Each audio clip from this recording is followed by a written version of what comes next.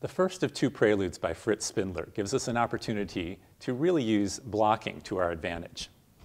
A piece like this can often sound very digital.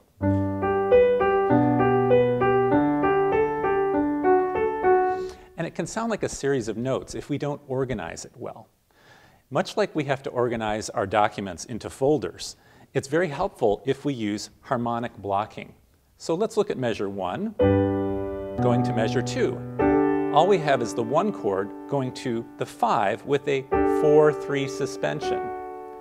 That's the same for 3 and 4, and we would move on to measure 5, and we have the 1 chord now becomes a G7 chord, which is the dominant of the 4 chord, C major. Go to 4, there's a 2-7 chord, and we get a cadence of 1-6-4, 5-7, and eventually 1. So when we can demystify the piece and see that it's really just a series, a rather short series of chords that have then been energized and arpeggiated, it makes it much easier to learn, to play, and also to respond to that harmonic content in an emotional fashion.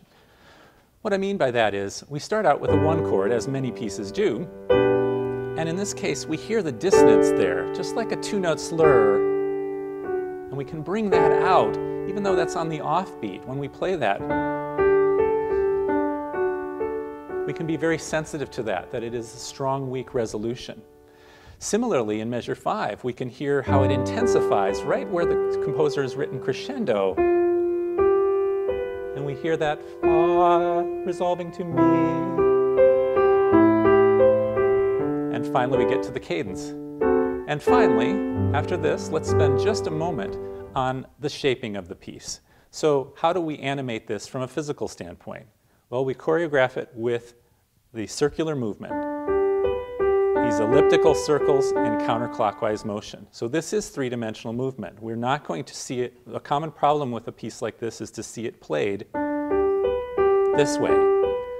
Instead of that, make the shape and get 3 notes for one gesture, or 3 notes this way until we get a continuous circle.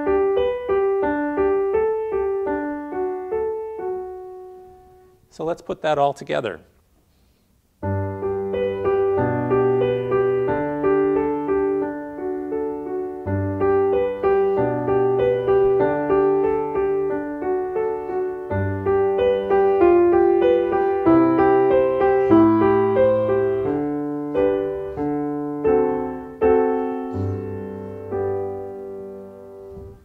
So in a piece like this, we have the opportunity to use harmonic blocking, or I like to think of it as skeletonizing, really to our advantage. And one other thing you can do with this, which I heartily encourage you to do, is to also use that then for transposition. You can go through the whole piece, and in many keys like this.